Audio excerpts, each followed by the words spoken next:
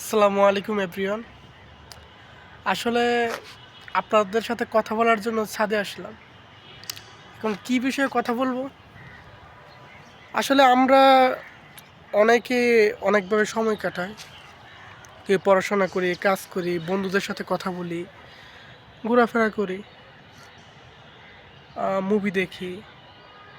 But মাঝে মধ্যে আমার কাছে মনে হয় যে আমরা নিজেকে সময় দিই না ততটা।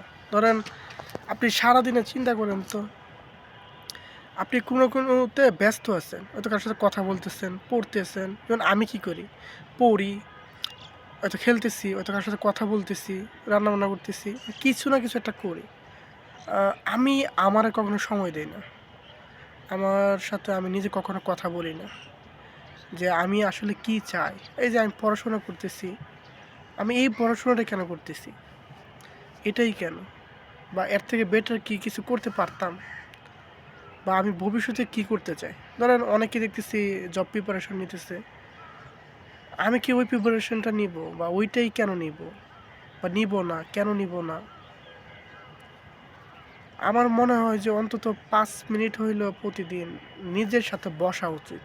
মানে আমি শুধু আমি না, আমার মধ্যে কেউ আছে। নিজের সাথে কথা বললে হয়তো অনেক সমস্যার সমাধান হয়ে যাবে। তাই আপনাদেরও বলবো, কমপক্ষে 5 মিনিট হলেও কথা বলেন নিজের সাথে। এতে আপনি অবশ্যই সমস্যার সমাধান পাবেন। মানে অনেক সমস্যা আছে না, আমরা কারোর সাথে শেয়ারই করি না, নিজে বুঝিয়ে উঠতে পারি না। মানে খারাপ লাগতেছে, ভালো লাগতেছে না। এখন ওই ভালো যে লাগতেছে না, কেন লাগতেছে না, এটা বুঝে উঠতে পারি না। ঠিক আছে, এতটুকুই।